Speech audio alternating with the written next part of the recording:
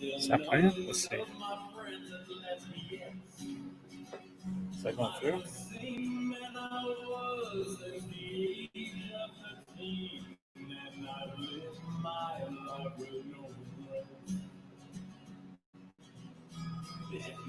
That's not. Well.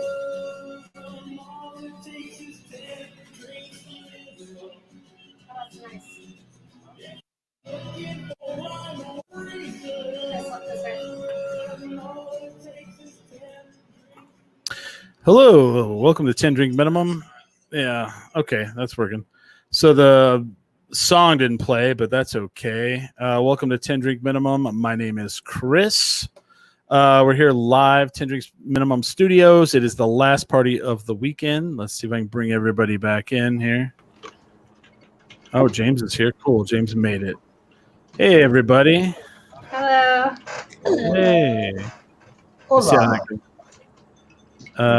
Man, I don't know if this audio is coming through very well here. Give me a second here. Test. Okay.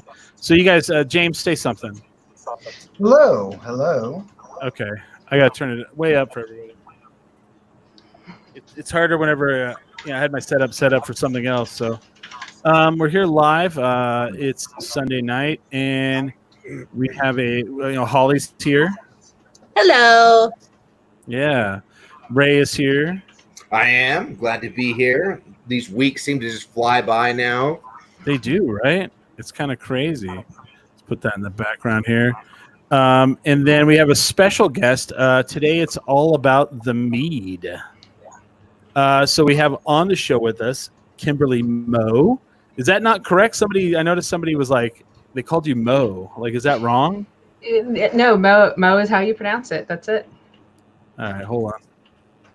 Oh, my mic not working. I can hear you. I can hear you. Yeah, it came through. I just want to make sure it's coming through like on the recording. So you make mead. So I was like, yeah, let's have you on the show because I want to talk about it. Because I've never in my life ever had it. Ever. Oh. Never. That's so sad. We'll have to fix that. Well, I'm about to fix that. I did some research last time we talked, and there is a meadery in Albuquerque called Bees Brothers. Okay. Is it still around? I didn't find any other page for it, so maybe not, but it had like a small page on Untapped. Yeah. So I go to the, has anyone, am I the only one who's never had mead here? I've never had mead either. Yeah. Smiley, have you had it? Holly's had mead. I used to run a liquor store. I've had so much mead. Okay. So I went to the store today. I went to what's called the Jubilation. Someone told me to go to Total Wine, and I told them to go total fuck themselves. And because, that's not a place I want to support. And I went and bought mead. I was like, well, if we're going to do a show about mead, I'd like to have some available.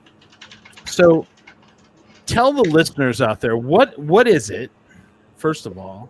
Okay. Because I was like, the first time I ever heard of mead was from the movie The 13th Warrior.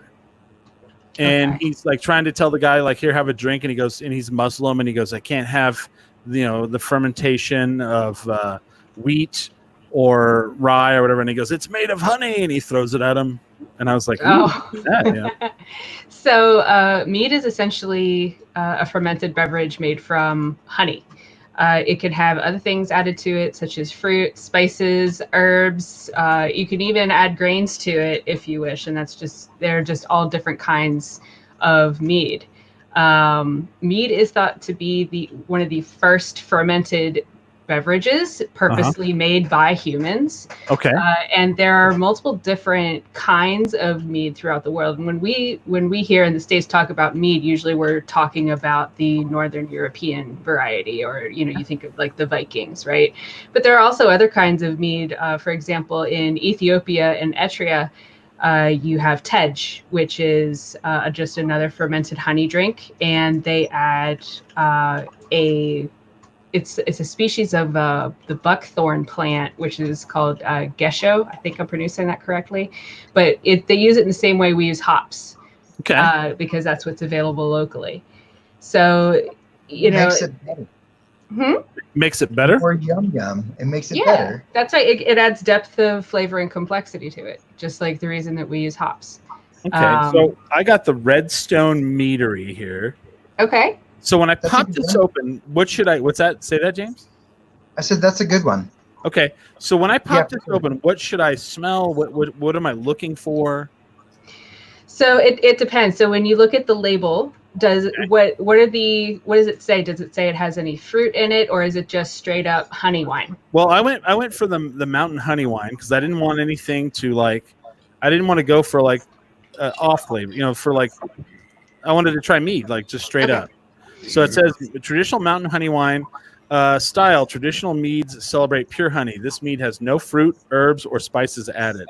Okay, so that's just a traditional straight mead. Yeah. When you pop open the top and you pour it out, you should smell honey.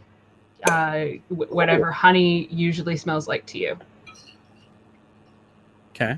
What I like to do when I pour it into my glass, I do like to swirl it like the pros do, and you stick your nose in it. You're supposed to smell honey. You should smell honey up front. It smells like wine. Okay, so it might be drier, and that does happen. Some meads don't smell as much as honey, but when you taste it, you might taste the honey. No, that's interesting. I don't know if there's much to say, but how is it that you could make a dry drink out of something so sweet like honey? How do you get the sweetness out of it? So I mean, honey is just sugar, right? It's mostly sugar. So what you need to do is you get a yeast that can just tear through all that sugar and make it into alcohol. Once you remove all the sugar, that's how you get a dry mead. And there are yeasts that do that very well. One of them is Lavlin EC 118, which is a Cote de Blanc yeast strain. And that can ferment up to 20% alcohol. I've talked to people who have gotten it up to 30% alcohol. Holy shit. That's killer. Yeah. Oh. Yeah. When I was researching a little bit, it was talking about how mead can have a range, and they were saying anywhere between 3.5 to 18%, but it sounds like it can go significantly higher than that as well. But what in your experience, what has been the average alcohol content? So again, it depends. It depends on so many things. It depends what yeast strain you're using. There are thousands of yeast strains that you can use to ferment wine or other beverages. The one that I have the most experience with and the one that I like the most is the Lavlin D47. And that specific one kind of clocks out about 12 to 14% alcohol by volume, typically. But if you feed it correctly, and if you take really good care of it, and you keep it at a temperature it likes, I've gotten it up to 20. So, it just depends on a lot of different things. What else are you adding to the batch? Are you giving it nitrogen? Are you giving it, other things to eat? Are you giving it energizer? What kind of honey are you putting in there? How much honey are you putting in there? It depends on so many different things. Wow. I had no idea. Have you ever tried anything with carbonic maceration? Well, that was a word. Yeah. So I have not. So are you talking about when they take the fruit and they macerate it with Yeah, it's the forced fermentation thing they use for young wines. I've never seen one done with mead. I never have seen that done with mead, and I have seen it done with a couple of wines, and personally I'm not a fan, but that's just my opinion. Well, what's your background? How long have you been making mead? So I did go to University of Maryland. I graduated with a bachelor's degree in microbiology, so that's pretty helpful for me. You're like the Breaking Bad person of mead. Well, I'm not doing anything illegal, so let's get that cleared up right now for anyone who's watching. I don't know. We'll see. That's definitely helpful. I've been brewing for about 11 years now.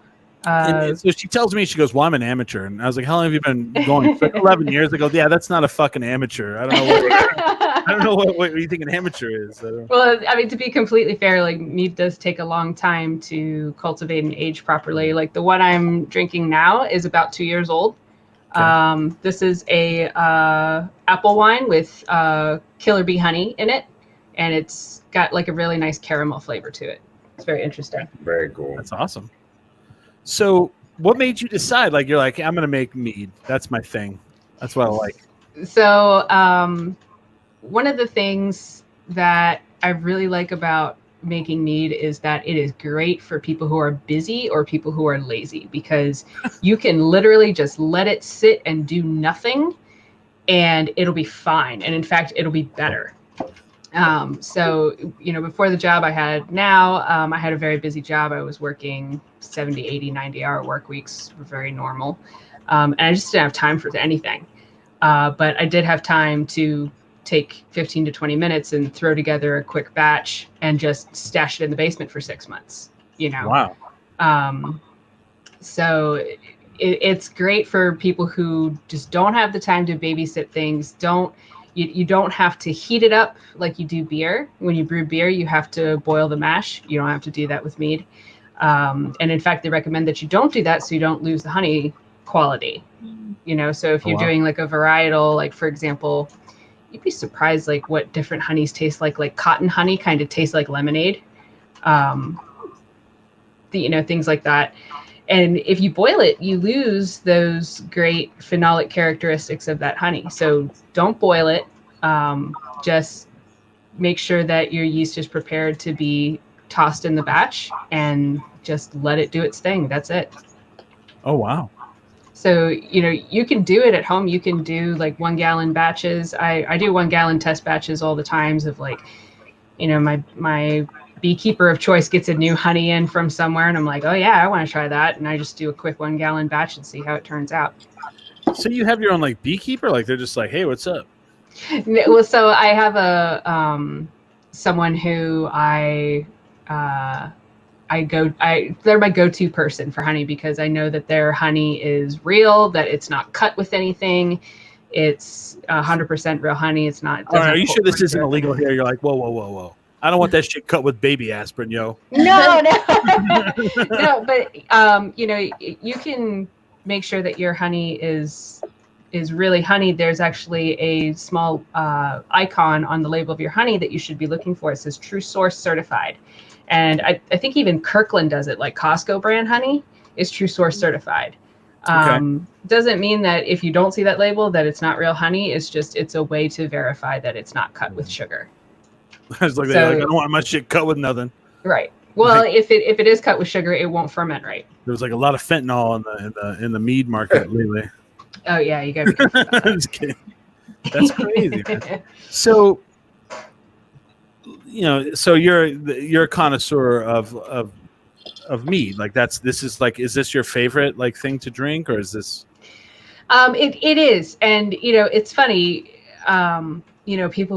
People like, oh my God, you make all this mead. Do you drink it all? And the answer is actually no. I don't have a drinking problem. I have a fermentation problem. So a lot of it I give out to friends and family for birthdays. It's an easy birthday present, Christmas present. I will send a lot of samples to different competitions. I send it to professional mead makers or hand it out to professional mead makers. And I get in my horse stance and I'm like, so what do you think? Yeah. So when you say competitions, I mean, I didn't even know, like I heard of mead and I've always wanted to try mead, and I've talked to people and they're like, yeah, I make it and I'll give you some. I mean, no one ever has. And then I talk to you and you're like, yeah, man, I make mead for competitions. Like what kind of competitions are there? So there's a lot of different ones. Most homebrewing competitions of some flavor have a mead division, although this Steven's one of my brewing buddies. So okay. He and I did a collaboration in January on a grain batch that we did. It's really nice. It's like a cross between a Belgian draft and like a caramelized mead. It's really nice. But yeah, for the competitions, almost every homebrew competition has a mead division. And in fact, there is one competition that is for mead exclusively, and that's called the Mazer Cup. And that's in Denver every year. But of course, with COVID-19, all of my competitions got canceled. Why is all the alcohol competitions the big ones in Denver? That's my question. I don't know. I mean, isn't that where the homebrew movement started, or the microbrew movement started? It came back, yeah, for sure. Yeah. I don't know. Who knows? But they've been there for a while. Mm-hmm. I mean, they get weed. Come on, man. How many things they're gonna get? You know? Yeah, I know. But so have you ever like done well in competitions, or you? So I've been doing competitions for about this would have been my third year had my competitions not been canceled. And it was funny when I first entered the competitions. I thought I was awesome, and I was like, man, all my friends love my mead, and I think I'm going to do great. And then I got my score sheets back. You get score sheets almost like a report card. Oh, okay. And basically the score sheets came back, and they could be summarized with, "This is bad, and you should feel bad." Oh no! Really? Yeah, they were. I mean, it's what I wanted. I wanted professional feedback. I wanted someone with a really refined palate to taste my mead, because they can taste things that nobody else can. And as a result, my mead got a lot better. So, it was definitely a good thing, but it was a little bit heartbreaking. I think literally. Hold on. When you open that envelope, you kind of want. This is one of the best meads I've ever had in my entire life. You kind of want that, right? I mean, you kind of want that. You do. I think literally one of my score sheets said, "This is not what mead should taste like." Oh, dang. Yeah. I went into the bathroom and immediately vomited. Yeah. You are a disgrace to yourself and your family. Right. Yeah. They're pretty harsh. It's critical feedback, and my mead is better for it. So I really can't complain. Okay. So what did you take from that? Like, what did you fix? What did you tweak? What did you do that was different? So when I first went, it was first of all, when I actually talked to the judges in person, they were all extremely nice. And of course they were. Yeah, right. And one of them actually, he is the editor of Winemaker magazine, and he sat down with me for an hour and tasted the meads that I brought with me, and went over, okay, so here are the good things about it. Here are the things you really need to fix. Oh, damn. And one of the things that I was able to fix very easily was making sure that I keep oxygen away from my mead while it's aging. That's something I hadn't considered. So it's things like that. And also, making sure that you stir your mead when it's fermenting, so it releases the carbon dioxide so the yeast can breathe. And my mead is, I think it's even better than what it was before. I was able to get it clear. So like I said, this is one I made. You can see how crystal clear it is. Okay. You want to be able to read a newspaper through it. Oh, damn. And you couldn't before? It was just like real thick and... It was cloudy. So how dare you? Yeah. How dare you? I know, right? How dare you bring this to the competition? Cloudy. Right. So, and he taught me a couple things about, what to look out for. For example, if you're drinking a mead or a wine and you taste almonds, right? That means that you got some oxidation in there, that there was oxygen introduced to the wine or the mead while it was aging. So you don't want the almond taste, because I kind of do. Really? I like almond. Yeah, like Bella Vega Brewery in Las Cruces, they make an almond beer. Oh yeah. Oh, I'm sorry, they make a pecan beer, and it's fantastic. I don't know about almonds. I think Haymaker Meadery up in Pennsylvania, they make a peanut butter and jelly mead, which is really, you would be like, no, but it's good. It really is. I like it. So are there? That's another question. So there's meaderies like around because like we don't have that here. So it's where there's several in state. I guarantee they're not open anymore. Let's see. Maybe think of Kmart. Those are not around anymore. Kmart's are not around. You're right. Yeah, I know you get meaderies and Kmart's mistaken. So it says Two Brothers Bees, but here's the problem. I don't know if they're open anymore. Right.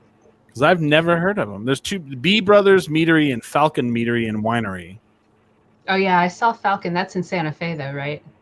So that doesn't count. Right. I'm just kidding.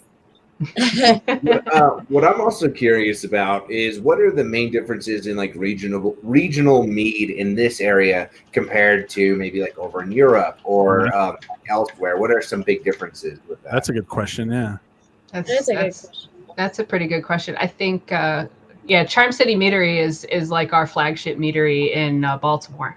Oh, okay. So it comes in like the can, and it's pretty widely available in this region. Comes in a can? Mm-hmm. Yeah, just like beer. That's weird. Is that because it's a wine, right? So you can brew it like a beer. There's so many different ways that you can make mead. You can make what's called a hydromel, which is kind of exactly what it sounds like. It's like watered down mead, but you carbonate it and it drinks like a beer. Okay. See, that's the way I've had it. I feel like this is like the next movement coming. Like, I think it is. I think that there's just some obstacles with it becoming mainstream. What's the price of honey? Probably one of them. The price of honey maybe is one of them. I think it's also more like, what is America's favorite beer? It's Budweiser. But right? Is it Budweiser? Yeah, I guess so. Yeah. It's. I mean, but you know what I mean? Like, Americans like their lagers. Things that have strong flavors. Not so much. They just don't sell as well. It's weird that way, right? Yeah. There's so many meaderies that are just absolutely phenomenal, fantastic. If you have money to spend, get a bottle from Schramm's Meadery up in Michigan. His mead is the gold standard for which all other meads are judged by. He literally wrote the book on making mead.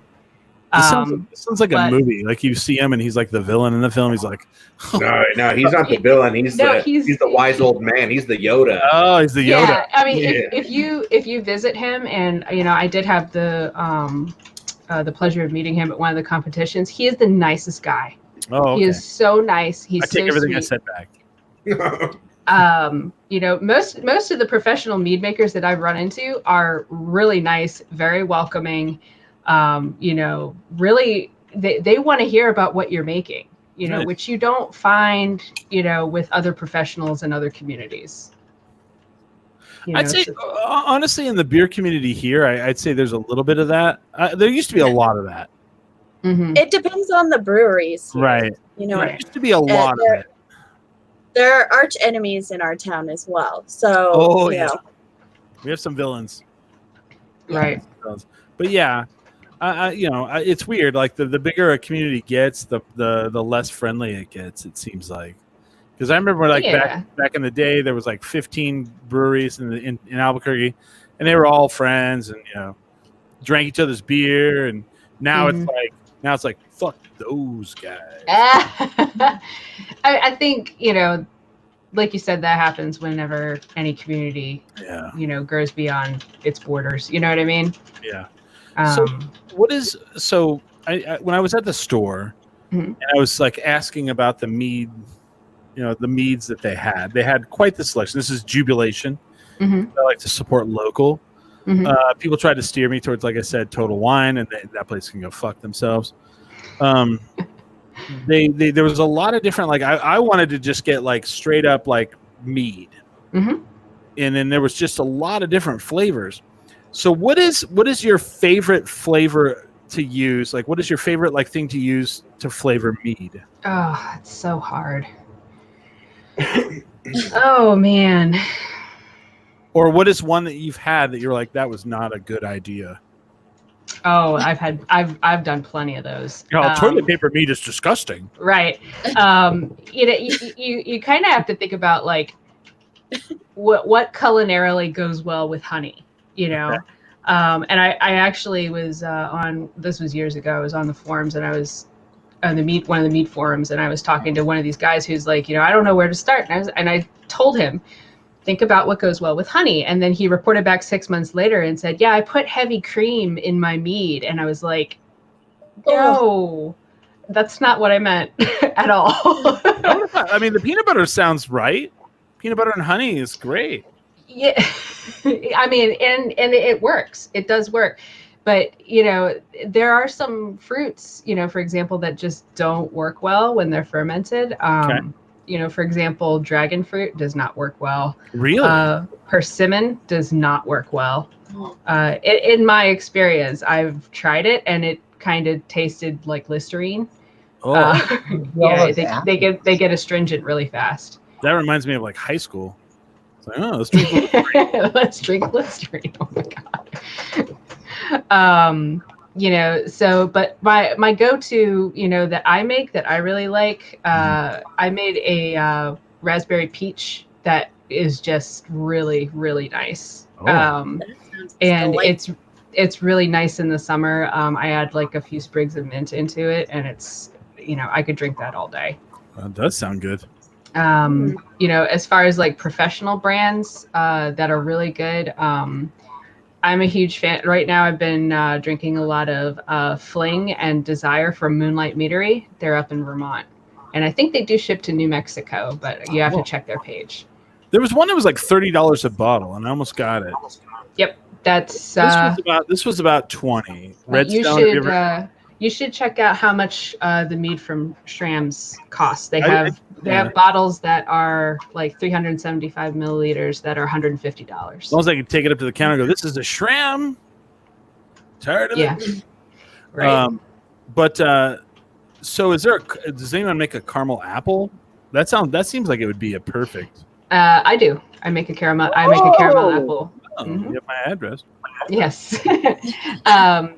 And what I do is actually caramelize the honey itself, and I add it to apple cider, and I ferment it that way. What's one that you've made? You were like, oh, not so good. Oh my gosh, there's been so many. That bacon one, not so good. Yeah, no, don't add animal products to your mead. I think one that I made it with ginger, and I just used the wrong strain of yeast, and I uncorked that carboy, and I immediately wanted to vomit. It smelled like rotten eggs, burnt tires, and rotten asparagus. It was awful.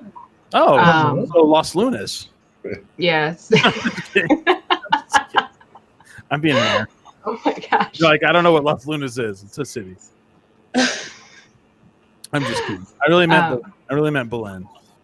But yeah, it's that is a smell that you never forget. When you uncork a carboy or something you've been working on, let's see how this smells, and you're like, oh God. Does it ever come out where like smells awful but it tastes good? That's never happened to me. Oh. and I've messed up more batches than I've had successful batches, to be honest. But I feel like that's a good way to learn, though, right? Oh yeah, and it's like 10 years ago, mead was still kind of the wild west of home brewing. Okay. There wasn't as many good resources back then. We have a lot better resources nowadays. So what is the actual process? Can you take us through that somewhat? Sure. I'd be glad to. So I actually have some of my stuff here. Oh. So PowerPoint presentation, guys? I do not have a PowerPoint. Oh, okay. Never mind. But I have some tools that I just wanted to show you. So one of the first things you're going to want to get is one of these guys. Ooh. So this is called a hydrometer. And what this does is it measures the amount of sugar that is in your fermentable beverage. And what that's going to tell you is what the potential alcohol by volume is going to be. So what you do is when you first throw together your batch, you take a reading with this hydrometer, And then there's literally websites where you can plug the values in when you start your fermentation, and then when you finish, and it'll give you the alcohol by volume, and that's it. Oh, damn. Do you ever have like a one that you're like, oh, damn, this is actually going to be way higher than I expected? Oh, all the time. Maybe too high? All the time. That happens to me more often than I'd like to admit. Oh, sure. Math was not my strong suit in school. I still struggle with it to this day. And, part of it is I've been told, like, I really kind of baby my yeast to the point where they're just so happy they just keep producing past what they're supposed to do. Wow. So I've been told to stop doing that. But from start to finish, the first thing you're going to want to do is make sure that all your stuff is sanitized. And just kind of a quick word. First, you want to sanitize. You don't have to sterilize. Okay. When we think of sterilization, we think of like hospitals, right? All their equipment has to be sterilized. You don't have to sterilize. You just have to sanitize. And one of the things that I use, here's your product placement, Chris. This is, you can't really see it. This is called Star San. This is what I use to sanitize all of my equipment. It's literally like a very viscous syrupy liquid. And it gives you a squeeze bottle, and you can measure it on this side right here, and it tells you how much to add per gallon of water. And you just, douse all of your stuff with the Star San, and you'll be good to go. You leave it on for at least 30 seconds on all surfaces that you're going to be using, and that's it. It's great. If you have equipment that needs to be actually cleaned, don't use dish detergent like Dawn. Use an actual powdered brewery wash that rinses clean, because what I found out, like very recently, more recently than I'd like to admit, Dawn leaves a residue on your dishes. That's why it rinses so pretty and so clean. And you don't want that in your fermentable beverages, right? I like Dawn flavored beer. It's pretty good. Yeah, it's not bad. And it's nice and blue, right? Yeah. What's that blue drink you have, Chris? It's Dawn. It's Dawn. It's fermented Dawn. It's great. Takes the grease right out of your stomach. Oh, God. This is so bad. Holly's like, please no, stop. So after you've like cleaned and sanitized everything, you're going to start making your mead. I'm going to assume, you're going to make just a simple traditional one, which is literally honey, water, yeast, and nutrient. That's it. If you want to add fruit, if you want to add spices, that's like a whole other process and a whole other step. So the first thing you're going to want to do is take your honey and water and put it in your container. And depending on what the ratio is of honey to water, that's how much alcohol you're going to get out of your mead. So, if you put less honey in, you'll probably have a drier mead, but you'll have less alcohol. If you put more honey in, you're going to have maybe a sweeter mead, but you're going to have more alcohol by volume. So, that's something to consider when you're brewing. So I have a question. Go ahead, Holly. Go ahead. How big are your batches that you're making each time? So good question. So I have experimental batches that are 1 gallon. And I have tried and true recipes that are 10. Okay. Yep. That's so eventually I'd like to get like the large 20-gallon fermenters, but I don't have $1,500 to just throw at things. So do you have, and also do you have the space? Yeah. So we have a basement, and I have a room that's in the basement that's completely allocated to me. I mean, we haven't really said. So Kim is actually in the DC area. She's not here. She's not local. Wow. So I mean, wow. When you said that fermenter, I was like, holy shit, where are you putting that at? I all of my hooch is in the basement. Where are you sticking that fermenter at, huh? Right. So exactly. I have a question because I went and bought the bottle of mead. So then I get home and I'm like, do I put it in the refrigerator? Does it sit out? What does it do? And so then I was like, I looked it up online. And it was like, well, you can, the drier it is, like I don't know. So what do people do? Like, is it chilled? Is it not chilled? What's the rule? So there is none. You drink it how you like it, just like most things. So I do both actually. Like if I buy a bottle of mead, like I will take it, I'll leave it out at room temperature. I'll try it that way. And then I'll stash it in the fridge and I'll try it that way. And because it does say, it does. Okay. So let me read the bottle here. Mm-hmm. And this was interesting to me. It was like serving temperature. We suggest serving slightly chilled. However, feel free to experiment as different nuances are revealed at different temperatures. Yep. So the different phenols that are in the original honey source will come through depending on what temperature you're drinking it at. So I was worried. I was like, there's just anarchy in the it's like, do what you want. I'm like, I don't want to. I need direction. Give me leadership, damn it. Leadership, yeah. So this is chilled, and I have to say this is actually I'm not a wine drinker by any means necessary, and I am thoroughly enjoying this. Good. Yeah. And people, I think that's part of the mistake that some people make. Like they go to mead thinking it's going to taste like wine, and it doesn't. Yeah. It doesn't have any kind of vinegar taste to it, which I thoroughly enjoy. See, I like wine too, but it's like, you got to appreciate wine for what it is, and you got to appreciate mead for what it is, just like you got to appreciate, beer for what it is. Beer for what it is, yeah. Very true. But back to the process. Sorry, yeah. Yeah, no, you're fine. So once you put your honey and your water in, you're going to prep your yeast. I use a product called Go Firm, and what it does, it just kind of gently wakes up the yeast and gets it ready for, its long journey of fermentation, as opposed to just tossing the yeast in. It's kind of like the difference between someone coming up and saying, hey, I made you breakfast in bed.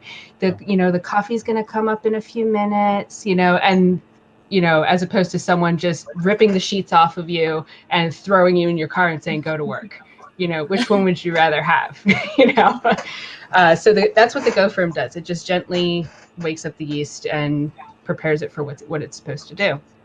So after you've done that, you've prepped your yeast, you do what's called a pitch, which just literally means you put the yeast into the batch. And after that, you're going to take a hydrometer reading, which is what I was talking about earlier. Depending on your hydrometer reading, that's how much nutrient you're going to add. Now, with mead, as opposed to beer and wine, you have to add additional nutrients. And the reason for that is that honey is completely devoid of nitrogen. When you're making wine or you're making beer, you have fruit or you have grain or something like that. You have nitrogen in the batch already that the yeast can use to consume. Honey does not have that, so you have to add an external source of nitrogen. I use a product called Fermaid O, which is just a organic form of nitrogen that's basically like dead yeast hulls. Some people use Fermaid K, which is the synthetic laboratory-created version of Fermaid O. So I actually use a method called TOSNA, TOSNA. There's an entire website on it. You plug your hydrometer readings into it, and it tells you exactly how much nutrients to add, when to add it. It's great. It's so stress-free, and that's why I like to use it. And TOSNA also gives you something called a staggered nutrient addition, which means you don't dump all of the nitrogen in at once. You space it out over a couple days and up to 2 weeks, depending on what you're trying to do and what yeast strain you're using. Wow, I'm surprised how close of a process this is to brewing. So my boyfriend is a brewer, and this is a very close process. Yeah, yeah, it's very, very similar. I think one thing that I noticed that beer brewers get really anxious about when they're making mead, they're always on the lookout for infections, because when you're brewing beer, it can get infected so easily. Isn't that crazy weird? Like yeast, like it's a living organism. Yeah, well, it's also that grain has a lot of microbes attached to it. Yeah. Honey is naturally antiseptic. They've opened up Egyptian tombs and found edible honey, because it doesn't go bad. Honey does not go bad. It might crystallize, but it won't go bad. I've seen like TV shows where they went and found, like you were saying, like they found like ancient honey and they made mead out of it, or they made and then I saw one show where they made a beer that they found the recipe like in an Egyptian tomb. Yeah. And I always like I wonder like that what that you always wonder like who was like hey this honey in this water's been sitting here for a while, let's drink it, and then they get all fucked up and they're like, oh that was a good idea. I like to think it was more like dude, I dare you to drink that, right. Right. Oh, you have that water and honey soaking in your basement for 6 months, you should drink it. It actually smells kind of good. I'll give you 2 gold coins if you drink it, Shit, I would have done it for free. Right. I have a story. So I have a story because I grew up on a farm, and I remember like going off to college, and my dad, my mom, and my dad drink. They drink pretty well. Like they have their whole lives. So I've been around it my whole life. I just remember going out like when I came back from college, and I went drinking with my high school friends, and the next day I had to get up and I had to go to work. And my dad knew that I got all fucked up, and I'm hungover the next day. And he's like, "Yeah, we got to clean this. Ooh, my camera just went out. He's like, we got to clean. Can you guys still hear me? Yeah, we can hear you. Okay. Yeah, we can see. He's like, yeah, we got to clean this. We have to clean this grain that's been sitting in water. Oh God! Out of the tractor bucket. Oh no! It's been there for weeks in the hot sun. And it smells like shitty beer. Oh no! And I remember like we're like shoveling it out in the hot sun, and I just threw up everywhere, man. Oh my God, that reminds me of my college days. My dad did it on purpose. Yeah, right. Of course, that reminds me of my college days. Like when it would be too warm, and people would, just leave beer cans and stuff like sitting out in the sun, and it was just dead soldiers. Oh man. That's rough. So. The meat industry, you guys have a lot of meaderies over there. We don't. I guess we have a couple, but I've never seen them. I never have if they existed. Like I was looking at them, and I one of them opened in 2005. I don't know if that's. I don't know if those are around anymore. So what do you think is the future of the meat industry, though? Is this the next thing? Is this it? So I've been told by a couple alcohol distributors that mead is going to be the next big thing. And part of that is because mead is naturally gluten-free. So all the people who can't have gluten, you can have mead. And unless it's brewed with grain, of course. And it's not something you really have to worry about. And, you can make mead taste pretty similar to beer by just using honey. Wow. There's all kinds of mead. If you want to try a beer like mead, look for a session mead. It's exactly like a session beer to me. Okay. I've seen a lot of people make what's called a braggot or a bracket, which is a hybrid between a beer and a mead. And I do have one that's aging in my basement right now. It's really nice. Really? What kind of beer? It's a Belgian. So it's a Belgian crossed with I don't remember what we used. I think we just used a run-of-the-mill honey. I've actually switched from the mead to an award-winning beer myself. Oh, Blue Ribbon, award-winning. Yeah. Nice. And a Topo Chico, so that's not Blue Topo Chico. But I think that like I said earlier, I think that there's a huge obstacle by what's popular with the American palate. As opposed to, what people are willing to pay for a bottle of mead. Because like you said, you see the small bottles are $20 to $30. Honey's expensive. Oh no, this one was $20. A bottle of the same size but a different brand was $30. Right. And I was just like, well, I would have bought the 30, but I just didn't. They were all flavored. And I want straight mead so I could, take some hits off that. Right. And I'm a fan. I'm not. When I was reading about it, it was saying that there is only within the last couple of decades that a commercial mead was even really being available widely. Yeah. So I mean, that in itself is already going to start making it more available to people. But it takes time. Yeah. It takes time because you think about most microbreweries and smaller businesses, they don't have money for advertising, so they just pretty much rely on word of mouth. Yeah. But I think people are really starting to pick up on it, and I think it's going to be the next big thing. It's going to be the next. You're saying like a mead takes 2 years, right, to make? They can.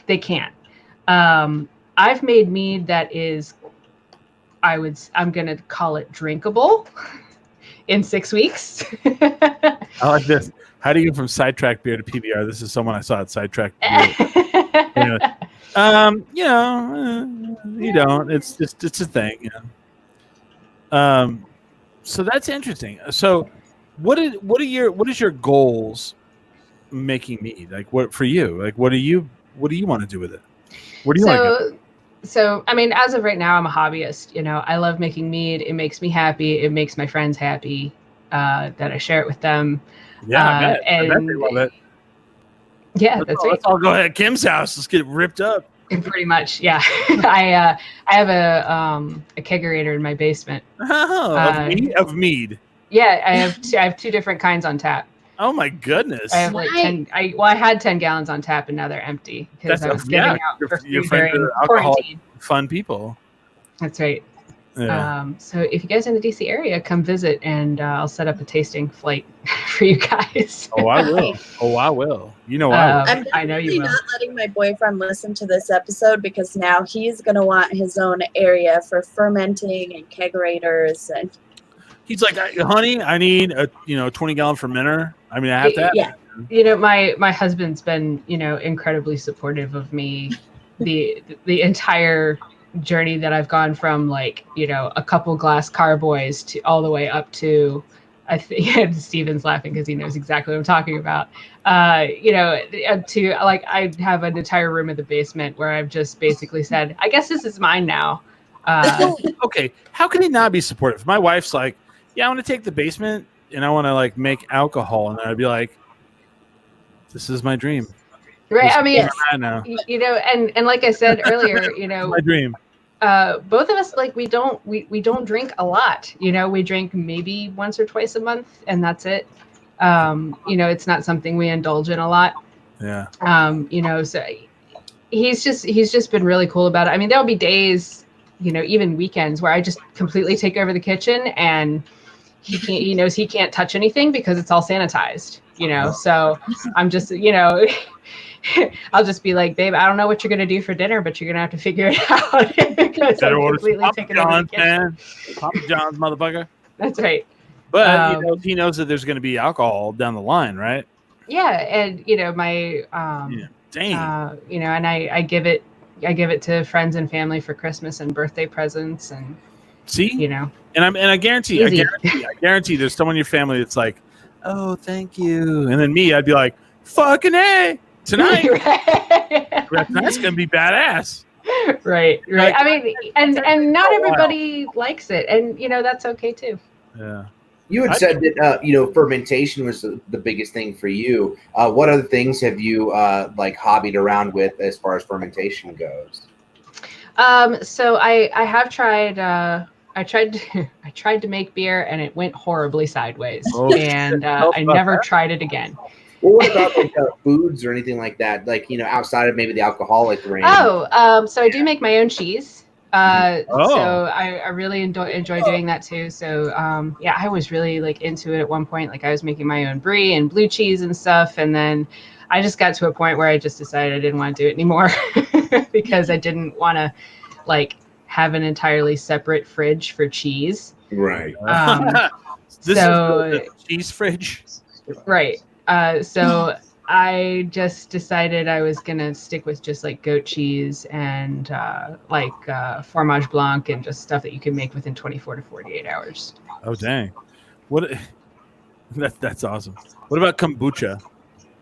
So I did try to make a batch of kombucha, and it did not turn out. It smelled so horrible. I had to immediately cork it and dump it. I was just like, this can't be okay. I feel like you threw it off the bridge and it exploded.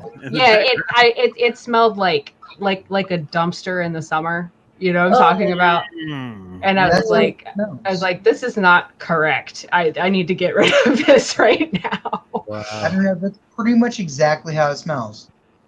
But see, I mean, I like professionally made kombucha. Like, you know. You don't like the flavor of dumpster in the summer? Dumpster in the summer. Only on that's the fifth Tuesday of the month. Title of my biography. Dumpster in the summer. So so Ray was a pro wrestler and he was the trash king. So dumpster in the summer. That's great. That's fantastic. Yeah, I saw your video, Ray. That was on what was it? Travels with My Father. Oh yeah. She's stalking me, right? She's stalking. That was pretty cool. No, I showed her. But that's dope, man. So like this whole mead thing. Like I have a friend who has a distillery, and he's like, I want to make mead, and then he like went to go buy the honey, and the honey was so expensive. It can be. Mm-hmm. That he went and started, cultivating bees. Right. So he can make honey for himself to make mead. Right. And it really depends on like where you are. I mean, you can get decent honey from Costco, by the gallon. I think one time I went there and it was True Source certified, like I was talking about earlier. 5 pounds, which is a lot of honey. And I think it was like $15 or something like that. Whoa. And I was like, yeah, let's do this. But, for me, I do shell out money for good ingredients. Like I said, I get my honey from one source, and she has really, really good honey, and I've had nothing but good results from her honey. So, don't fix what's not broken. Right. Yeah, that's a very good point. But I mean, and she has the widest variety of honey I've ever seen. What does that mean? Like wide variety of honey? Like just they got their honey. The honey's made from different pollinations, right? That's right. Yeah. So like I said, they have killer bee honey. They have cotton honey. They have cranberry honey, blueberry honey, raspberry honey. I mean, of course, they have local Maryland wildflower honey. Yeah. They have they don't sell clover honey because it's hard to get a hold of clover honey that is not altered in some way. You don't go to the alley and you're like, this is bullshit, Ricky, and you this is bullshit. There's like a guy with a trench coat and he opens it up and he's honey's in the trunk of his. I got honey. I got what you need. I got what you need. He's covered in bees like the Candy Man. That's right. No, it's just a bunch of bees in a trench coat. That's right. Yeah, that makes sense. He opens the trunk of his El Dorado and he's all, I got the honeys. I got all the honeys. Exactly. So bullshit, Ricky. Right. You know what this is. Right. Why are you selling me corn syrup, Ricky? Right. Do they make a corn syrup honey? That would be fucking. I mean, it could commonly, if honey is cut, it's cut with corn syrup. Yeah. I recently was like watching something, and a guy was talking on YouTube, and he was talking about how he grew up in the New England area. And he went to a place to have pancakes, and they were like, "Oh, we have actual like maple syrup, like real maple syrup." Mm-hmm. And he called him out on it. He's like, "This is not." He's like, "I made maple syrup. I grew up. I worked the field, and like we worked the orchard, and like we got maple syrup. This is not." And like he called him out. Right. It's funny. I have a friend who lives in Canada, and I've been eating Hungry Jack syrup for years, and I told him about it, and he's probably going to be watching this later. I know he is. Hey, Rick. And he was like, that's terrible. Let me send you some real honey. And he sent me some real Canadian honey. And I tried it for the first time, and I was like, I'm ruined. I'm ruined for honey forever. Like, once you've had the real thing, it's like, there's no comparison. It's like when you've had a Topo Chico and then you have a San Pellegrino. Yeah. Right. Not the fucking same thing. Not the same. Not the same thing. So we've come to the end of the first hour. Okay. Kim, you are more than welcome to stay the second hour if you want to. You don't have to. I know that the time difference is pretty late over there, huh? Yeah. But the second hour for us is called the Billy Hour, the Wavy Hour. We just kind of just talk drunk and just do just have fun. You're more than welcome to stay. We're gonna take a break though. Okay. And if you want to stay, you're more than welcome to stay. Yeah, I'll stay if you'll have me. Absolutely. All right. And I will tease this for the second hour. Okay. We have some not so fun brewery business to talk about. Ooh, is it juicy? Oh, it's very juicy. Ooh. Juicy. I'm here for it. It's more juicy than the booty. That's the juicy that's really booty. Juicy. It's and I've got I don't know. We some people have asked, are you guys going to talk about this brewery like thing that happened? And I was like, fuck, I don't know. And I had to mull it over. And like today, I finally was like, you know what, we are. We're gonna do it in the way we are. So it's now I have to stay. I actually ran into a couple earlier at Sidetrack Brewing, and I got more gossip, but not more gossip, more facts that make it worse. Wow. So and I have brewery cheese mate as well. So here we go. We're digging in. So does anyone have anything to promote? Smiley, do you have anything to promote before we go to the break? Nothing new. Like if you want to see me second season in Midnight Texas on Hulu or NBC or Daybreak on Netflix. Okay. Ray, what you got going on? Well, as Kip mentioned before, you can find me on Netflix, I guess, if you're looking for it. I'm in season 3, episode 1 of Travels with My Father. You can also find me on pretty much any social media platform under Ray Basuda, except for Facebook. I'm very gladly off of that platform. But, otherwise, you can find me about anywhere. And then my art information is at Basuda Paint. So you can and they can also look you up on YouTube as Ray Basuda, the track king. And watch your wrestling matches if they really want to. I mean, there's some matches on there. A lot of promos. I did. As a Trash King now is one of my big things. I put a lot of promos out there that I'm very proud of. Yeah. Holly, what do you got? I don't really have anything to promote this week. I will tease that there will be new episodes of Bad Advice Saves the World very, very soon. We're working on editing, and yeah. Oh, Chris, you have no idea. I do have idea. Yeah. But you don't have any idea how hard it is for my brain because I'm so dumb. And then I also, next week, I will probably have a podcast that I was a guest on. They haven't told me when it's releasing, so I don't know the information. But I talk about being a stepmom for an hour, so that was fun. Oh. Wow. And that's nice. Kim, I mean, do you want to promote something? Do you want to promote a Mead thing or? I mean, I don't have anything personally, but I challenge everyone to if you see a Mead on the shelf at your favorite local liquor store. Shram, right? Shram's Meadery, Moonlight Meadery, Ancient Fire, Mead and Cider is really good. I'm sorry, Mead and Cider? Mm-hmm. Huh. Ancient Fire, Mead and Cider. I think they're also based in Vermont. But yeah, if you see a Mead, try it. Just to see if you like it. For me, I have my YouTube channel, Maydow Media. I posted a video where I rode my e-board the farthest I've ever been. I rode it down to the Bosque and back. So you can watch that video live on my YouTube channel. Like and subscribe. Smash it, like Billy said. Smash that like and subscribe. Other than that, like our YouTube channel for 10 Drink Minimum, follow us on any social media. We have our website, 10drinkminimum.com. We'll be back probably around at 7:10 to give everybody a little bit of time to go to the bathroom because we've all been drinking, I hope. Yeah, definitely thank you guys for watching. We definitely drink when we do the show. You should as well. But always remember, never get too drunk to drink. 10drinkminimum.com. See you guys at 7:10. All right.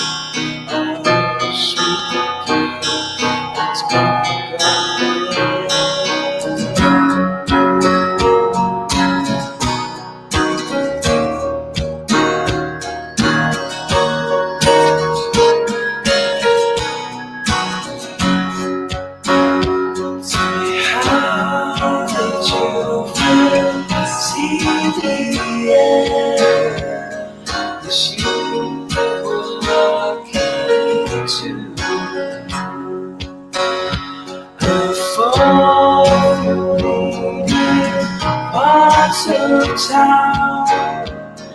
Guess I was lucky to touch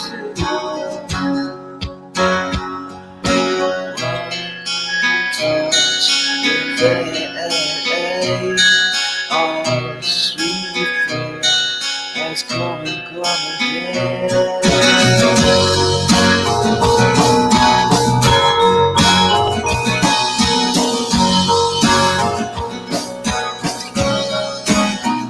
See the feet on that road. Visions on that child. See the feet on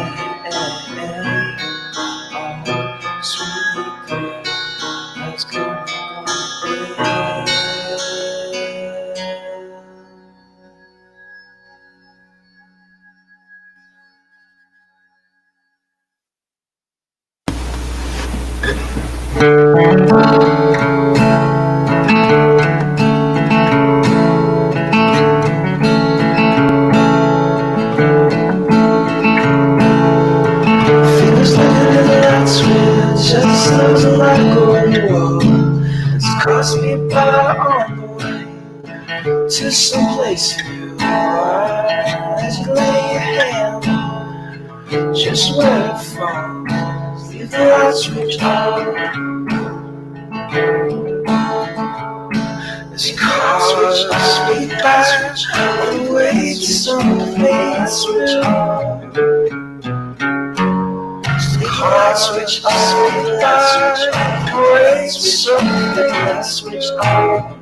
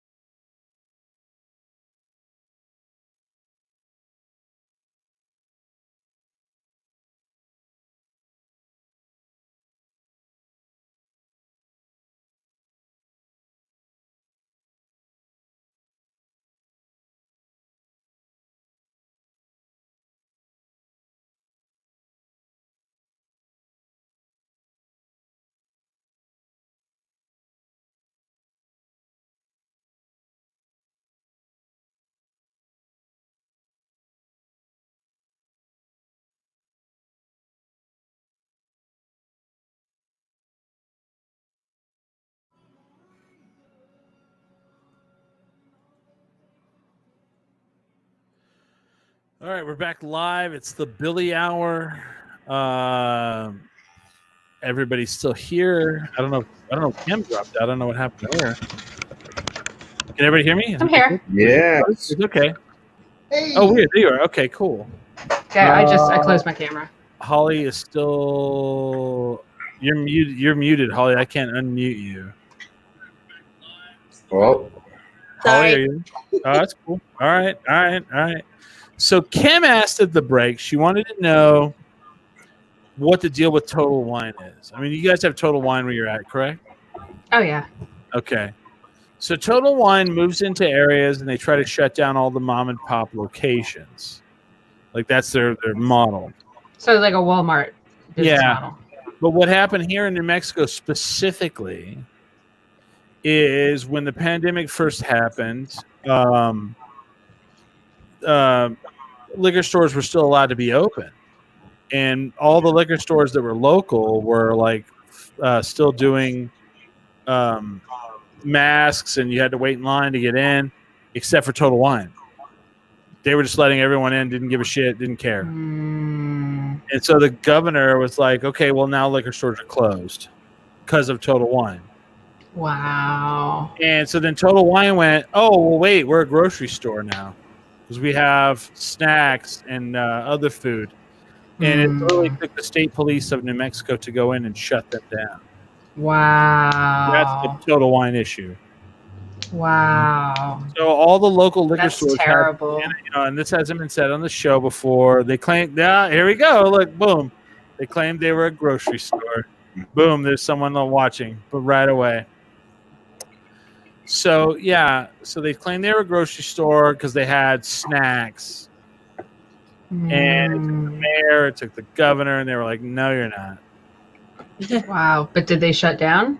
Once all liquor stores had to shut down, yeah. Okay. I don't know if they are now. So I try to avoid them. I thought they went to a curbside model. What's that? I think they went to a curbside model, which ultimately they should have been doing in the first place. Right. So, which brings us to, does everyone, like, besides Kim, does everyone know what we're about to, like, bring in here? Like, what we're about to talk about? No. Okay. I do. So, yeah, Holly does. So, in the last couple of weeks, some things have come up. I'll pull it up here. There's been a brewery in the area that I'm not like, I've never actually been in the brewery because. What's that? Nah, because like it's just really far from my house. But Starbucks Brewing. Oh, sorry. So now you know. I think. Well, for those of us not in the area. So Kim doesn't know. So like our state is actually doing really well with the pandemic. Mm-hmm. Our governor is very proactive with the pandemic. And there's kind of a divide on whether, like, how that's going. And I don't know. I'm not going to speak for everyone on the show, but I feel like she's doing a great job. And I feel, it's my opinion that I feel like she's looked out for our best interests. And our state is like number 2 on like states handling the COVID virus. Yeah. Now, that is not always the popular opinion, as I'm about to show you. So, we have, and let me zoom in on this. This was posted by the It's owner. not zooming. It's not zooming. I thought I'd zoom. Son of a bitch. It's smaller. Damn you, technology. I thought I'd put it on my desktop. Let me see. Let me make sure. This is from the, okay, there's that one. There it is. Okay. This might work better. So this is from the owner of Star Brewing. Mm-hmm. And I'll, maybe I can zoom in on this. Can you guys see it? No? I mean, I can mostly see it. Yeah. Should I set it out as my background? Is that what I'm doing? No. Yeah, totally. You should. Ooh, that's not fun. Ooh, whoa. Okay. There we go. So there we go. So this is from the owner of Star Brewing. He's like, this is and I'll read it out loud. This is an open plea to the United States Attorney General William Barr. We as business owners, specifically restaurant owners, are subject to a tyrannical governor here in the state of New Mexico. Governor Michelle Lujan Grisham has declared war on the hospitality industry in New Mexico. We have no direction from this issue. There is no science to back her ludicrous decisions. We are not the problem, but she continues to target us. I encourage all New Mexico restaurant owners to immediately stop paying anyone. Do not pay your vendors. Do not pay you bills. I'm just reading what it said. Do not pay your taxes. Certainly don't pay any state of New Mexico taxes. Share the pain with everyone. Did I miss it? They've been passing those out. I've seen it before. Oh wait, they were passing it out? They post them on closed businesses. Oh, make a photocopy of your invoices and send them to our poor excuse of a governor. Band together, business owners. Mr. Barr, we need help here. We have a rogue governor who's ruining lives. Help.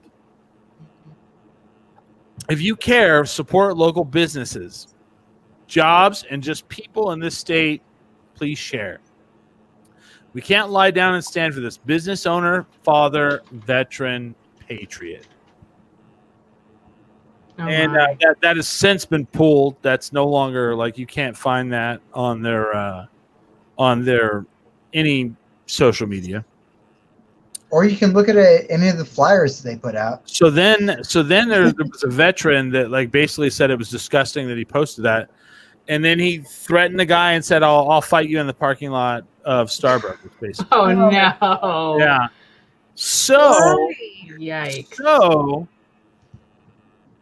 the only I've never been to Star Brothers. I've had their beer. Their beer was pretty good. I don't know why my camera keeps blanking out there. And I've never actually been to the brewery.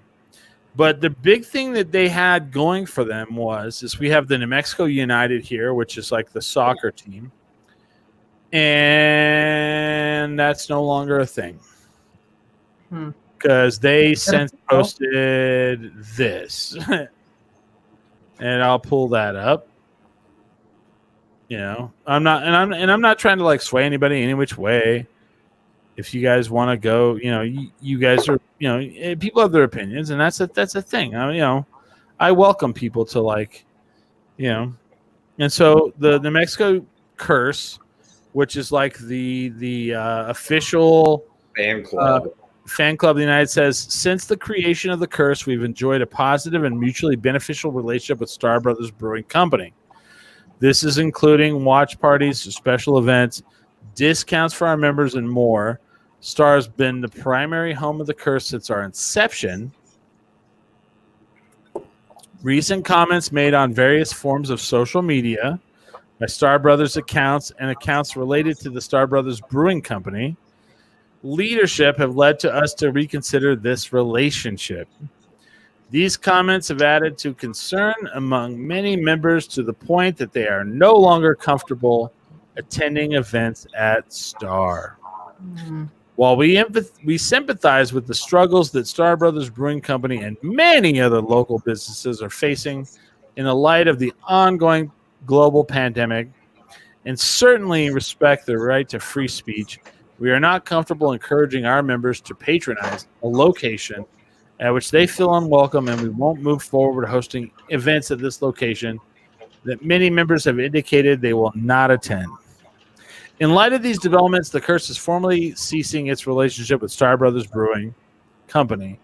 While we're not planning on having any in-person event, watch parties, or events this year anyway, due to the ongoing global pandemic, when it's safe to return to those types of events, we will seek alternate location. Support local and Somos Unidos, your curse leadership. So, man, I had this week a lot of people say, hey, are you guys going to talk about, literally today, are you guys going to talk about the Star Brothers thing? I left him a 1-star review. So then I'm literally at Sidetrack Brewing today, and this couple, like, we move over, like, so my friend and I were there, and like you're sitting at a table by yourself, it's social distancing, and like all the tables are full. So we moved to the end and we let this couple sit with us. And after a little bit, we started talking to them. And they were like, oh, and then so we, we started discussing the show, and then the guy goes, are you going to talk about Star Brothers Brewing? And I'm thinking like the whole thing. And like, I'm like, you mean the letter he wrote and how the curse responded? And they didn't know the curse thing. And he goes, I thought you were going to talk about the membership thing. And I was like, what's the membership thing? Apparently, if you go to a brewery and they have the membership thing where you get a discount. Yeah. Well, they are no longer honoring that. Oh. So if you paid the membership fee and you got the special discount, and all of a sudden you walk up and you say, hey, I'm a member. They're like, sorry, tough shit. Wow. Here's the guy right here. Wow. Mug Club. And they didn't let them know ahead of time? No, they did not.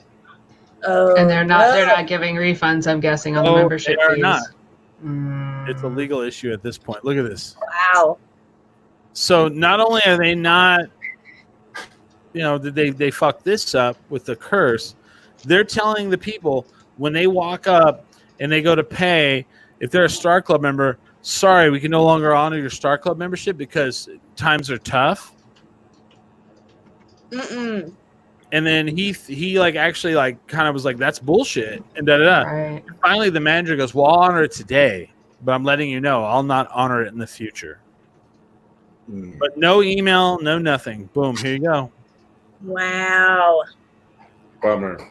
That's I used to go there a lot. I like that spot. I haven't gone in a while because it is a little out of the way, but I used to like to get food there and stuff. But there's been so many of these breweries around Albuquerque that have done a lot to try to protect their staff, have done a lot to like protect their community, and I completely understand like the want to be open and to make money and how it's difficult, but pointing your finger at the governor is really low because you should be pointing higher, because if the federal government were doing things that potentially could allow them to stay closed longer, could allow their employees to stay home, if they were getting, the help they needed on a higher level, our governor could continue doing what she needed to do. Right. And, right. Yeah. Mm-hmm. What about the places that can't be open? There's places that aren't open at all. And you're over here shit in the bed because you're only okay. So Kim, you may not be aware. I don't know what it's like where you're at, but here, like the COVID-19 spiked again, and basically what they did was they just shut down indoor service. But if you have a patio, you can still. Or you could do to go, or if you could do to go, you can serve food. You can still make money. All that stuff is still available for breweries, but think about no brewery has shut down. Has been okay. It's the same here. The breweries have shut down some of them, but they don't. That's their choice. They can have to go. Like you can go and like buy crowlers or growlers and walk away. Mm-hmm. Yep. And that's never stopped. And now they're allowed that and patio service. Okay. And these guys are like, the tyrannical, the devil is killing us. And, then you have like places that are not able to, that haven't been able to open at all this whole entire time. You know, like I have friends that own theaters. I have friends that own fucking music venues. There is no curbside. Right. And these people curbside theater could be the next big thing. You just have a couple actors come by your car and do a short skit. So I just, I wanted to talk to everybody and see, like, well, how do you feel about this brewery, like, saying all this? I mean, them losing the curse is crippling. Yeah. Well, I'm very close to the brewing community, obviously, and I think there's a lot of breweries, like Ray said, who are doing their very best to keep their employees employed, keep their employees safe. And they just roll with the punches. And I think this is a time when you should be rolling with the punches. Everybody's getting hit. Yeah.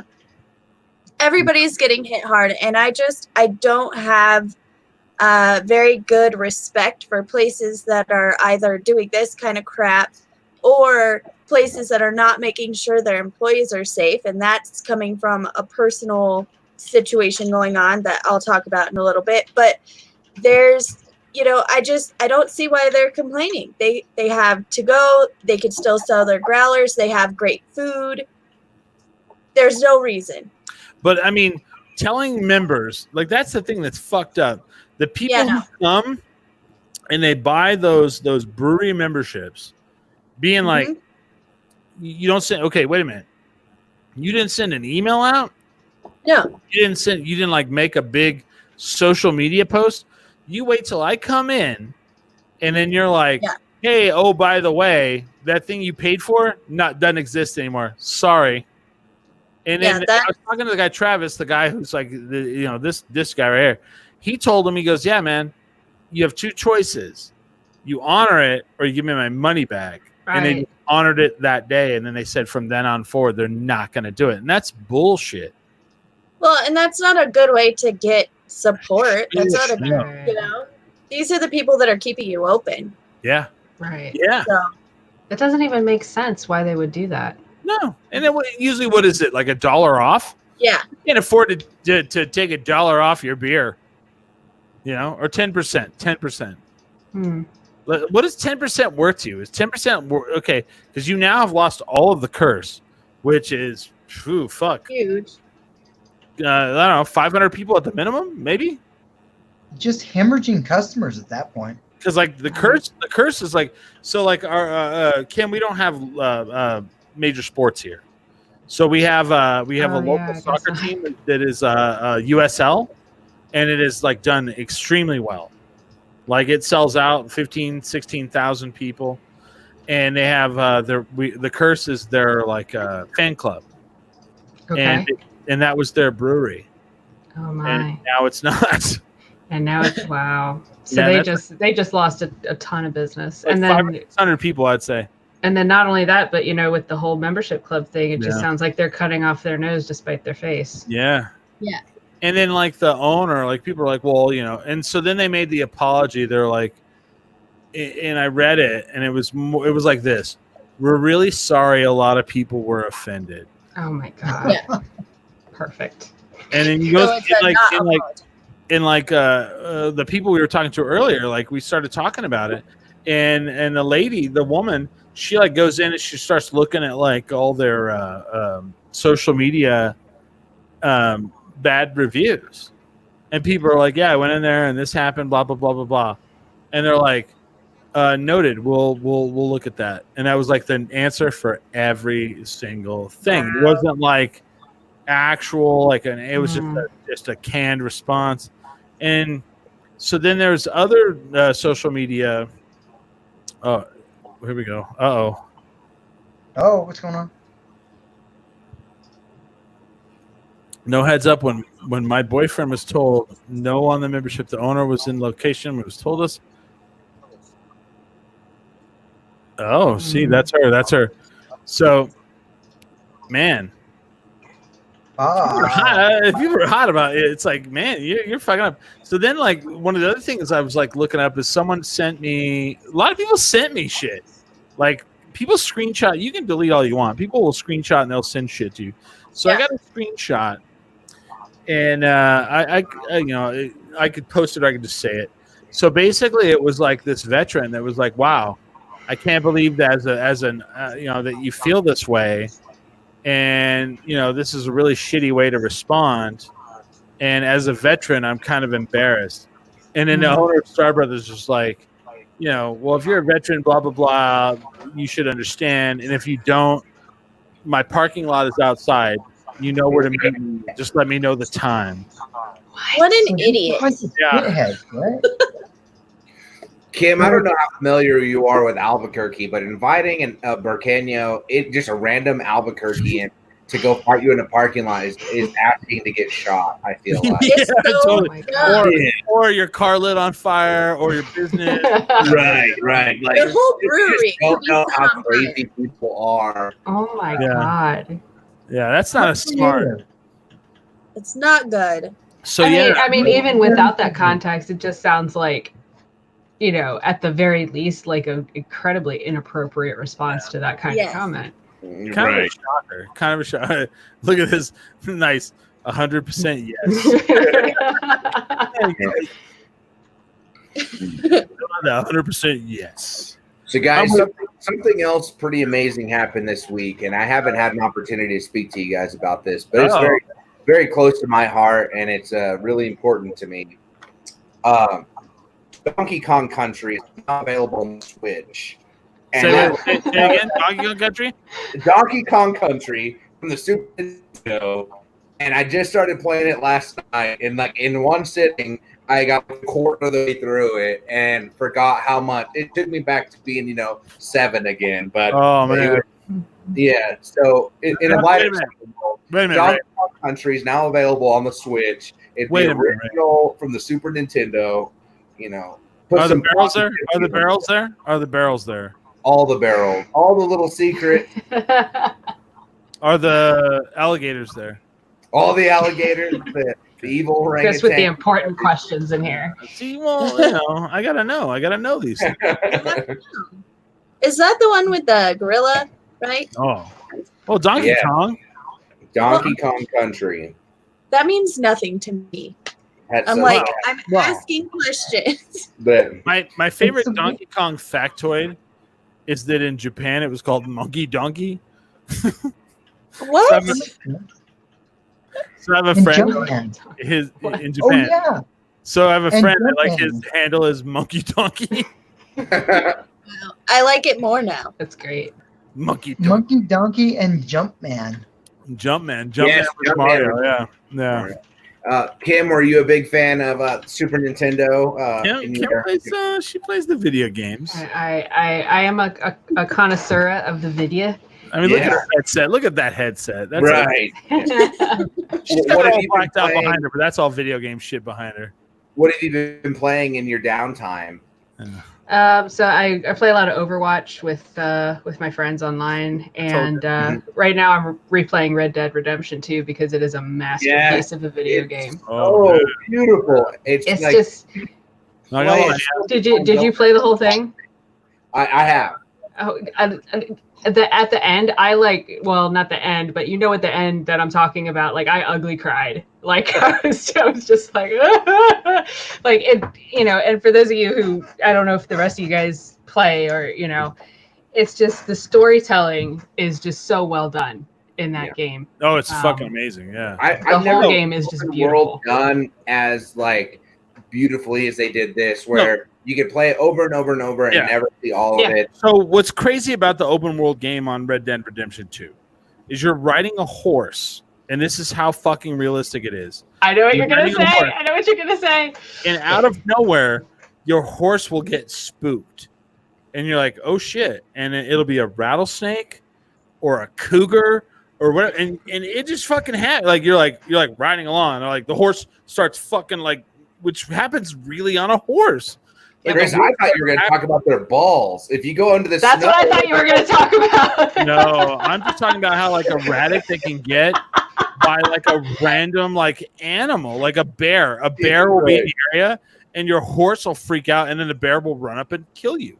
The cougar, the cougar murder me in like 3 seconds. Get smaller.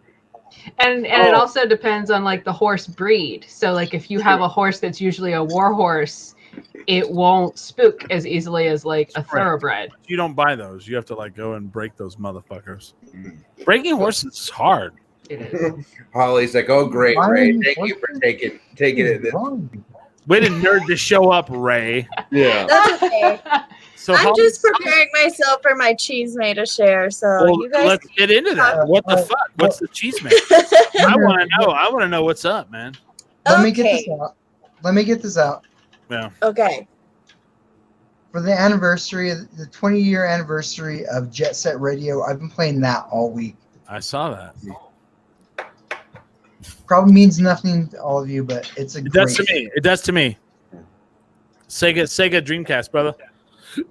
Hell yeah, dude. Speaking of anniversary, what other game do you let me say go happy out and birthday. just, like, do graffiti? That's the point of the game. What are you doing? Spray painting walls.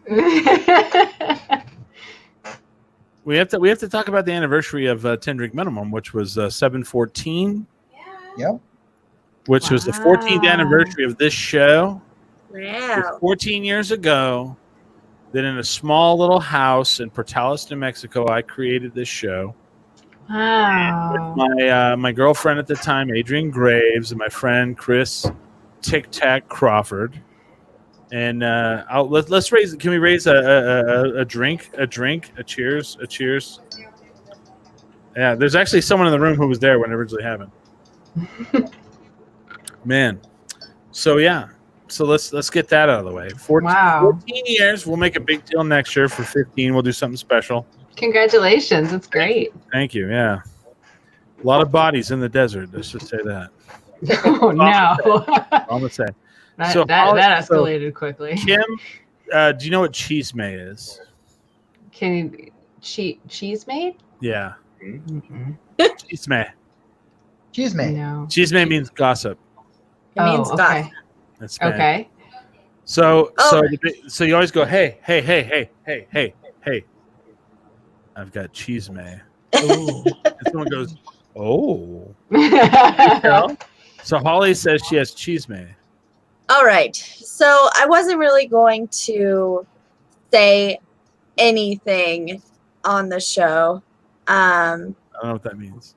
Oh, I'll talk about that too here in a minute. But so I've been getting a lot of questions like people have been asking Chris about Star Brothers. People have been asking me when Hamster's beer would come out at Dialogue. And it was so many questions that, especially this week, because they've been ramping up their social media and all this stuff. And the answer to that question is never. Hamster no longer works at Dialogue Brewing. Hamster is no longer a brewer. And part of the reason for that is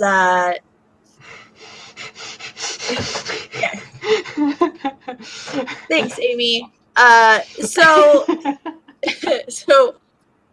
he was working there right before COVID happened.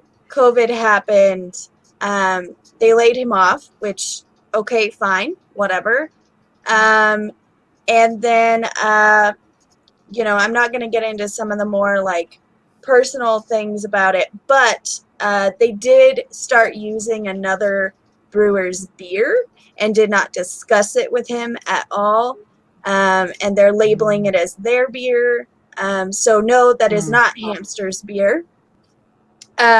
They did not communicate whether he was coming back. So our family was left in a situation where, he wasn't even sure if he was going to have a job when he goes back, which I don't think is very cool in a time like this. No. And then on top of that, they started just really being shitheads, not just to us, but not just to their employees, but to local vendors who made all their T-shirts. I saw that. There's like a guy that was like, he made their shirts. And they were like, and he was like, hey, man, I asked them when I was getting my money. And they were like, basically they said never. Never. They said they're never paying him. And that bill was from December, far before COVID ever happened. Yeah.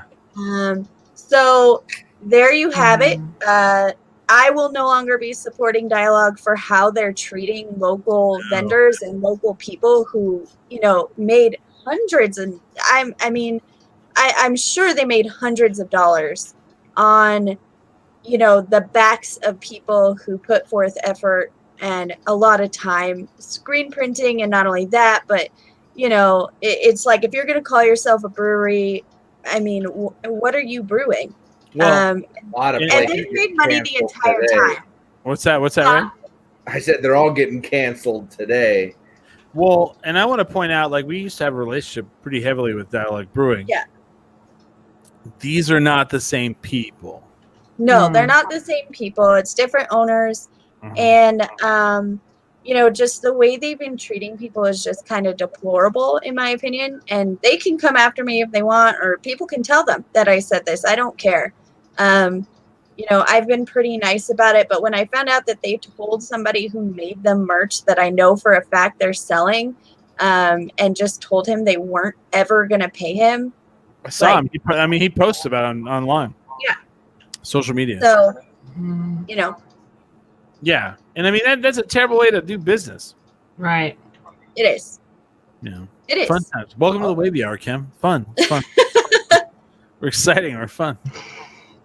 But yeah, so Amy just posted a link to a GoFundMe she started to get me a closet door to cover that. Can a closet door actually cover that, or is it just Yeah, no, it's a closet.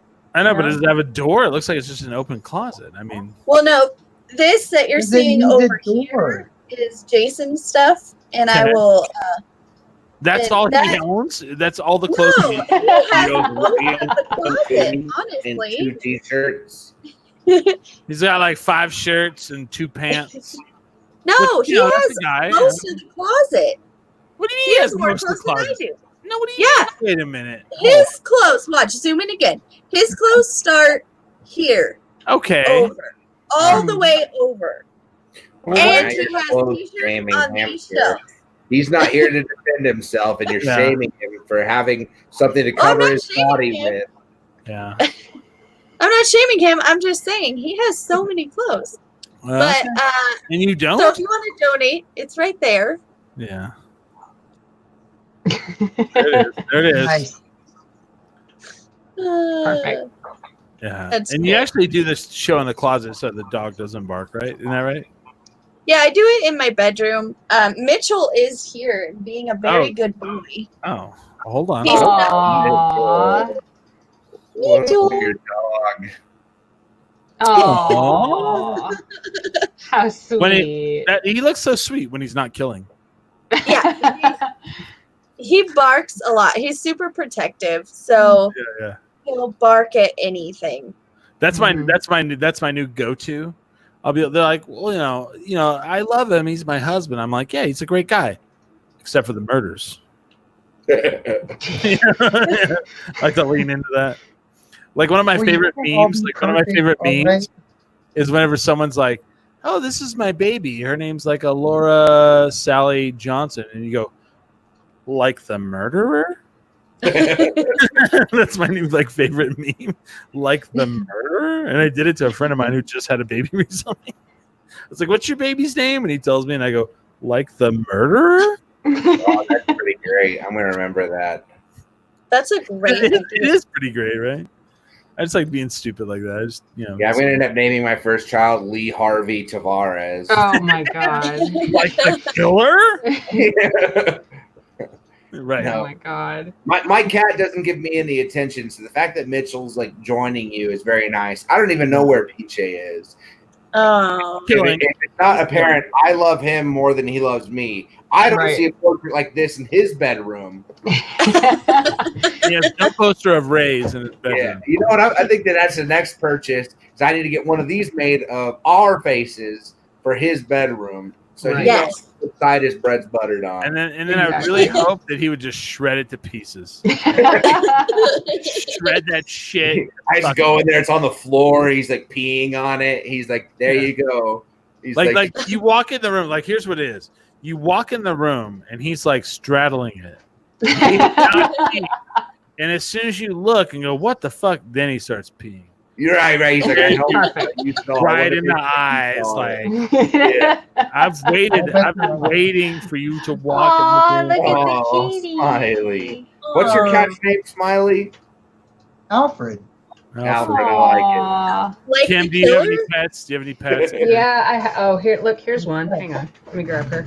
Oh, come here. Nope, you're going on the show. Just killing. Lots of killing. How did you know? He is such a killer. He's a killer, man. I can feel his heart rate. Oh, man. Any second, he's going to try to take off my ear. I could holler for him, and then I had to send Valedia to come get him. He doesn't even want to be in the same room. Oh, wow. Look at PJ. Alfred, you guys are so why am I? What's going on? Oh, there's cats galore. There we go. Kim is on the cat team. So she ran all the way upstairs. I was like, oh nope, I'm getting you now. Oh, yeah. Yep. This is Oracle. Welcome to the cat hour of 10 Drink Minimum. Yeah, all over the place. I mean, I guess while I'm still a wrestler, but my full-time job is that I manage a veterinary clinic that is feline only. So I run a cat clinic here in Albuquerque. That's cute. Yes. Say hi. She's like, if you don't put me down right now. That cat, every cat you guys lifted, none of them were like, oh, thank God. Right. You picked me up. He's tolerating this a lot better than I would have imagined he would. Yeah, he's just kind of like, what in the shit is going on? He's kind of like meh about it. I like how like you can't see his mouth. About me, period. What I love about it, Ray, is you can't see his mouth, and then like you look at the painting behind you, and you can't see his mouth. So that's pretty damn art, right? There it is. There it is. Watch. Pull in front of the camera though. You can't see it normally. He's missing one of his fangs, and I had to get I had to get it taken out because he had fractured it. Probably chewed on plastic. Yeah. My cat, we had to. She had to have a root canal. Oh no! Because she ran. For those of you who are non-techie, we named her Oracle after the software. So because she runs at high speeds and crashes for no reason. That's fair. She ran face first into a wall and completely broke one of her canines. And she had to have a $2,000 root canal. How come you didn't just have it pulled? How come you didn't just have it pulled out? So they said that wasn't the best option because of the way that it was fractured. They said that if they removed it, there was a high chance that it could get infected. So I'm not throwing some shade, but that sounds like maybe some not confident surgeons possibly. Because we our surgeons are like, we can do a root canal, but like whatever, your cat could lose a tooth, no big deal. Right. Yeah, we you're like killer. No, but what I wish I could have done is I wish I could have got a cap on it. That's what I want. I want like gold a crown. Thing. Yeah, let's get a gold thing on there. Oh yeah. Yeah. But, oh man. How many cats do you have, Kim? We have 2. The other one is my husband's cat. Her name's Lennox. Nerd. And she has one administrator, and that's my husband. No one else. Nerd. She doesn't really like anyone else. And then we have I have a corn snake named Python. Nerd. Oh. Yeah. I'm a big fan. We have a dog named HTML5. Yeah, right. Well, we want to get a chocolate lab and name it Java. Nerd. Yeah. Nice. We have the full suite: hardware, software, OS, everything. Everything is every nerdy McNerd and I'm a computer guy, and I'm like, I was gonna say, Chris, come on. No, that's my favorite thing to do.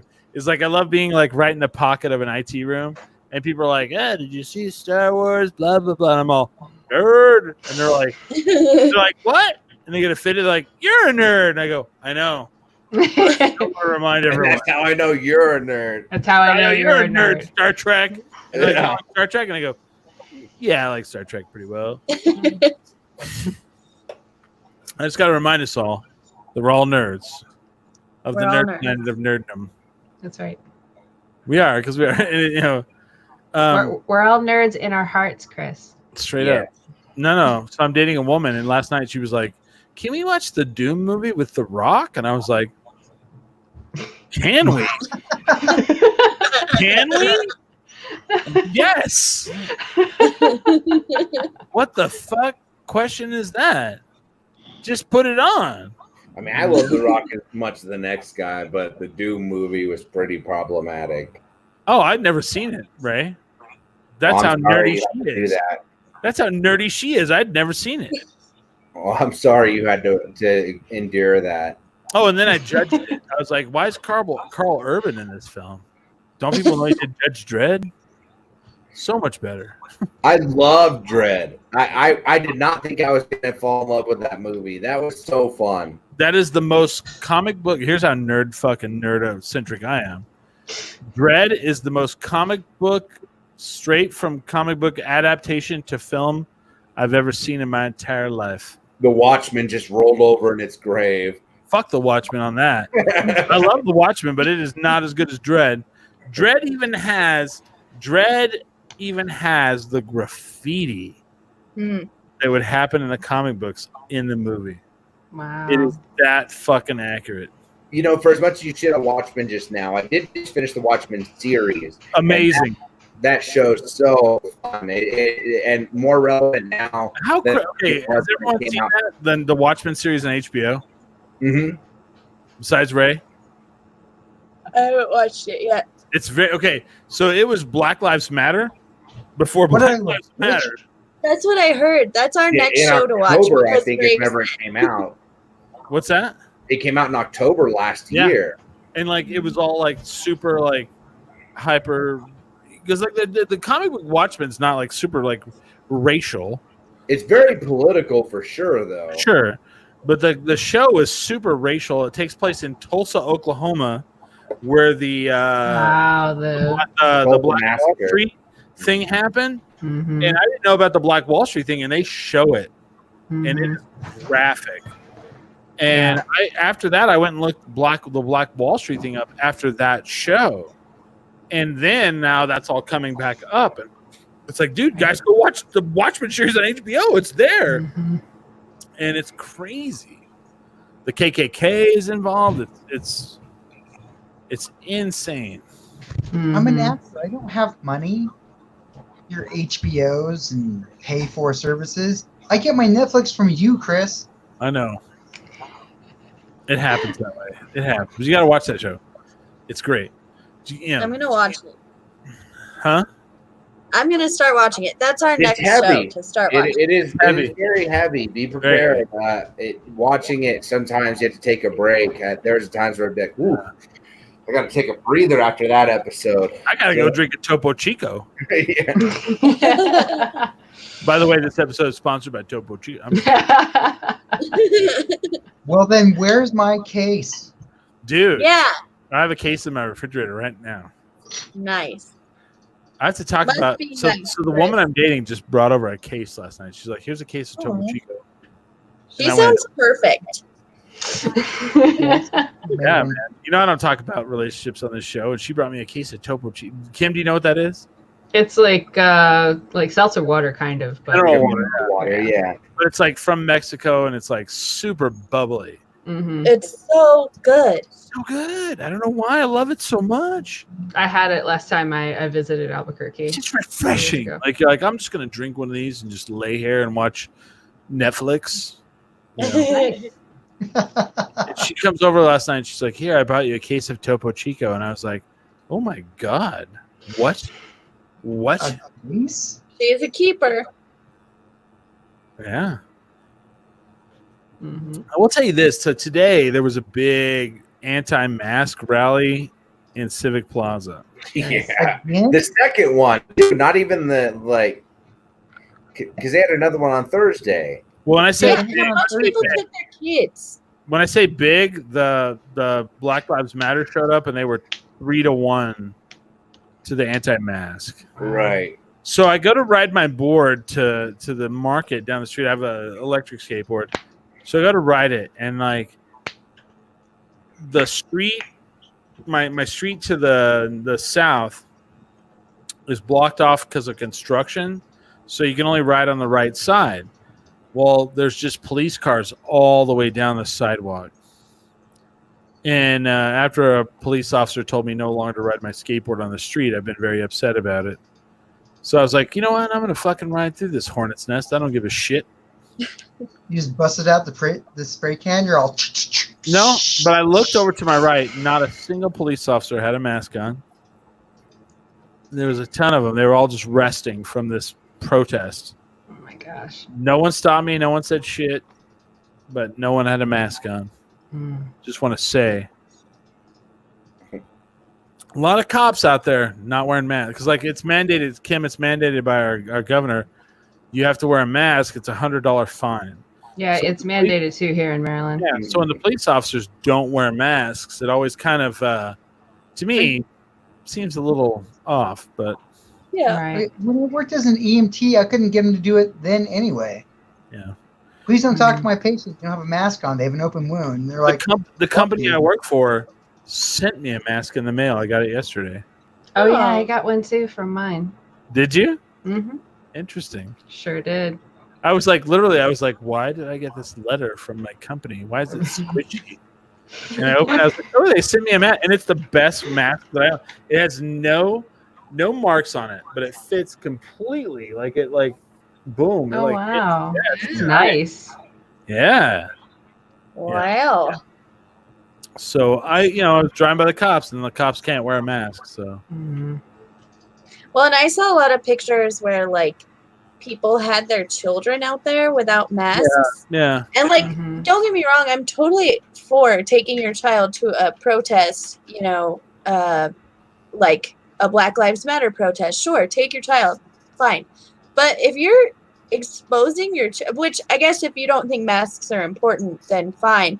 But it just made me, like, it made my heart drop into my stomach because I have a little one.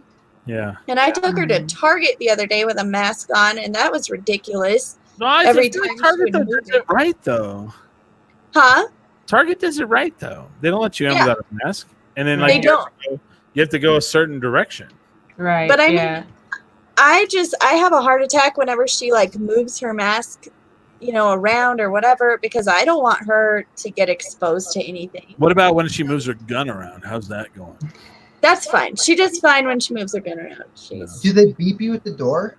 No. Like on the forehead? No. Beep. But, your temperature? No, not at Target. No. Lazy. You think so, right? Why is that not a thing? How hard is it to just start pointing? Like if I go into a place, just boom, start give 100. Yeah, I think they do that in some places at Maryland. Well, I think the problem with that is that there are people who are asymptomatic who won't have a fever but can still be a carrier of it. And I think that it makes people feel too comfortable. Like if I don't have a fever, then I don't need to wear a mask, or you know what I mean? Well, you should have to wear a mask no matter what. Yeah. You should have to, but I think it becomes a little weird. I put my mask on. I put my mask on, and I rode my skateboard, my e-board, all the way down to the bus game back, and it was never a problem to me. Like I wasn't like. Now, when I did wear it, when I was up on the crest, trying to which is 11,000 feet. That's an altitude difference. That was different, yeah. But I mean, I think I would have a problem, it was tougher, but yeah. I mean, I wear a mask outside here in the DC area, and I don't know if you've ever been here, but our summers, I mean, we live in a swamp. Okay. Humid. Yeah, that is a swamp. You live on a swamp. Right. And then people wonder why their houses are sinking into the ground. Like, well, that's what happens when you build a house on peat moss, Yeah. But it's not that big of a deal, And honestly, if you have breathing problems, you have bigger problems than a mask, Yeah. Yeah. Exactly. So to me, it's like off your face, and it filters out all the freaking pollen. Oh man, yeah. There's a lot of it. We have heavy allergy issues here. All right. Yes. Well, yeah. I feel like we've played this car as long as we can play it.